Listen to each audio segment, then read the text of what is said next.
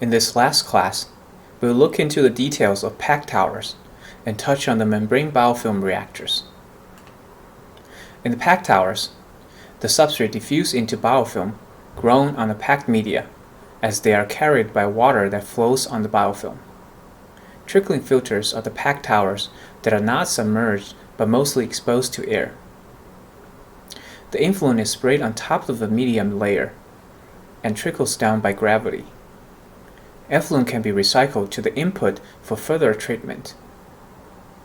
Intense aeration is typically not needed for trickling filters, resulting in low energy input requirement, hence low operational cost. But the capital cost can be high due to the costly packed media. This is what a trickling filter can look like in real life. Here are a few other examples with different media, such as rock or plastic bundles. Although packed towers or trickling filters are cheap to operate and stable in performance as biofilm is resistant to washout, they are falling out of favor in most wastewater treatment scenarios because their effluent quality is usually not sufficiently high and their operation is not flexible enough to respond to variations of loading and performance. Can you pause this video and think about why there are these shortcomings? Unlike FBBR, packed towers usually have low specific surface area for the contact between the biofilm and substrate. Also, there are usually high external diffusion resistance because of the slow water velocity and thick stagnant boundary layer. As for the flexibility, overloading the reactor may cause overgrowth of biofilm that clogs the media, reducing reaction efficiency because a part of the biofilm will not get any substrate because of a clogging. Moreover, solids in the influent can also accumulate in the media and cause plugging. Therefore, the influent and hydraulic loading needs to be carefully selected and maintained. But the packed towers using anthracite or granular activated carbon as media are getting more and more popular in drinking water treatment and wastewater reuse. In fact, the drinking water that we use in Ann Arbor is treated with GAC biofilters. St. Paul, Minnesota also treats its drinking water with GAC biofilters. Hampton Roads Sanitation District, or HRSD, in Virginia Beach is also testing and implementing GAC biofiltration to treat wastewater effluent for aquifer injection to combat the sinking of the city due to aquifer depletion. The biofilm growth and hydraulic condition within the packed tower are hard to measure, therefore difficult to model. We need to make 9 assumptions to simplify the model.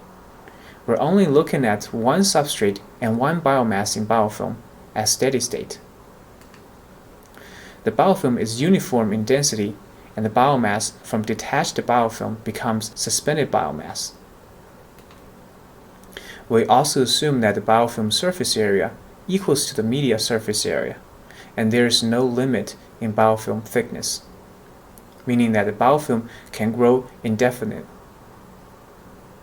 The clarifier is perfect, just like the one in the CSTR model, so there's no biomass in recycling flow. Finally, packed tower operates more like PFR, so we describe it as a series of CSTRs as a simplification. Recall the mixing point mass balance when there is effluent recirculation for the PFR. The influent flow mixes with the recirculated effluent flow, forming the input to the reactor. As we model the reactor as CSTR in series, we can write the steady-state substrate mass balance for the ith CSTR, which is essentially input minus output minus the degradation in bulk solution minus the degradation in biofilm equals to 0. We can write out the mass balance for biomass as steady state. Essentially, the growth in biofilm equals to decay and detachment from the biofilm. If we focus on the change of biomass in biofilm, we know that the biomass growth results in increase, while decay and detachment results in loss. Therefore, the overall biomass mass balance in ith CSTR is this. Remember that the biofilm thickness can be solved from substrate flux, yield, specific decay and detachment rate, and biomass concentration in biofilm. We can substitute this into the mass balance equations and combine the mass balance for biomass with the mass balance for substrate and get this equation. We can solve this by finding the flux with the approximation approaches I introduced previously. Here, I will use the pseudo-analytical approach as an example. We can find the Riemann number, which is essentially the unitless minimum bulk solution substrate concentration. Then, we use Riemann number to find alpha prime and beta prime. We can also calculate the unitless external mass transfer coefficient, KL star. Now, let's assume a value for the bulk solution substrate concentration in the ith reactor, S sub SBI. The unitless S sub SBI star is S sub SBI divided by K sub S. Knowing Riemann number, alpha prime, beta prime, and KL star, we can find the relationship between the S sub SBI star and the unitless substrate concentration at the biofilm surface, S sub SSI star, which is the S sub SSI divided by K sub S. Finally, the flux of substrate in the biofilm essentially is the flux of substrate from the bulk solution to the biofilm surface. We can solve S sub SBI using the flux in the reactor substrate mass balance and compare it with the assumed value. If they do not match, we need to adjust S sub SBI, repeat until they converge. Of course, when the substrate concentration is very low or very high, we can use the first order or zero order relationship to approximate the growth kinetics. This figure shows the relationship between the substrate concentration and substrate flux from anode kinetics, zero order and first order approximations. The small figure inside shows the curve at low substrate concentration. As expected, the first order approximation is closer to the Monod curve when substrate concentration is lower than 15 mg COD per liter, while zero order approximation gets closer to the Monod kinetics as the substrate concentration increases. This figure shows the significance of external mass transfer. The dashed intrinsic curve assumes that there's no stagnant boundary layer. The biofilm directly interfaces with the bulk solution. Its flux is over 30 times higher than that with stagnant boundary layer, represented by the solid curve, at the same substrate concentration. If we keep the stagnant layer the same, but manually increase its mass transfer coefficient, which is represented by the dotted line, its flux is slightly higher than the original solid line, but much lower than the dashed line, suggesting that the existence of boundary layer also increases the internal mass transfer resistance within the biofilm. Now, we can look at how substrate and biofilm change through the reactor. The x-axis is the relative distance from the inlet.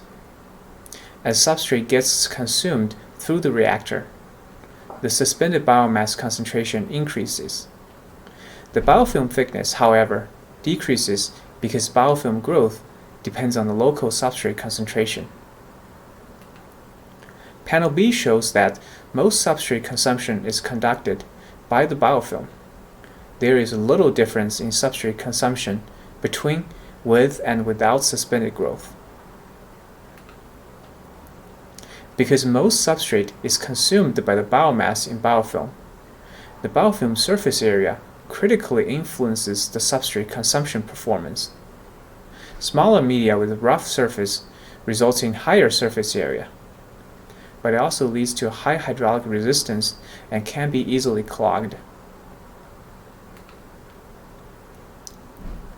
When the influence substrate concentration is high, say 1500 mg per liter, the reaction was zero order. Therefore, the substrate concentration decreases linearly through the depths of the reactor. But if the influence concentration is low, the reaction is no longer zero order. The reduction of substrate concentration decelerates. With increase of influence substrate concentration, although the mass substrate removal rate increases, the fractional removal decreases because the flux is not in a linear relationship with the substrate concentration. Can you think about why it is not linear and what relationship it should be? The hydraulic loading is the flow rate divided by surface area. When hydraulic loading increases, the mass substrate removal rate increases as less substrate is removed, and the average substrate concentration in the reactor gets closer to the influence substrate concentration. The tower height required to achieve 90% substrate removal increases linearly with hydraulic loading, meaning that sufficient hydraulic retention time is needed to achieve desired substrate removal.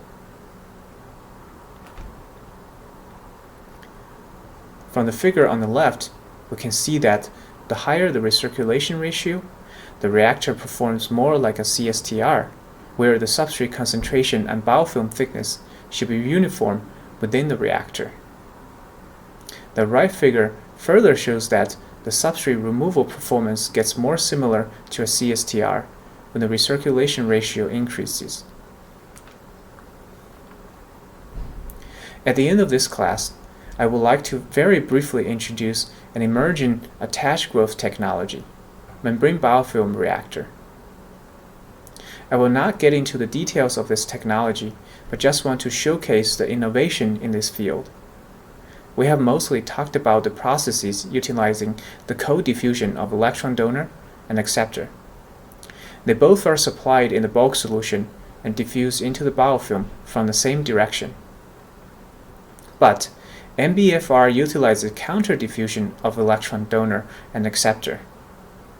The electron donor is supplied in the bulk solution, while the electron acceptor is supplied from the support of the biofilm. In this example of MBFR, oxygen can be trickled into the biofilm through the hollow fiber membrane. So, it is also called membrane aerated biofilm reactor when used in aerobic applications. The benefit of counter diffusion is the creation of various biochemical conditions within the biofilm, forming different specialized microbial communities at different layers of a biofilm. A simple example is the stratification of AOB and Anammox bacteria. The ammonia in the bulk solution diffuses into the deep side of a biofilm where the oxygen concentration is high and gets converted to nitrite by AOB. As the nitrite diffuses out, the Anammox bacteria at the shallow side of the biofilm, where oxygen is depleted, utilizes it to react with ammonia, forming nitrogen gas. There is no significant waste of oxygen in mass transfer, as oxygen is supplied as needed. There are also more complex applications for MBFR. As shown in this left side of the figure, denitrifying methane oxidizing bacteria perform denitrification as well as methane oxidation simultaneously at the shallow side of a biofilm, while nitrification performed by AOB in the deep side of the biofilm. The sulfur oxidizing bacteria in the middle of a biofilm oxidizes sulfide to sulfate. There are many innovative technologies beyond what we have introduced in this class, but you should be able to quantify their performances and evaluate their advantages and disadvantages from the fundamentals that you have learned from this class.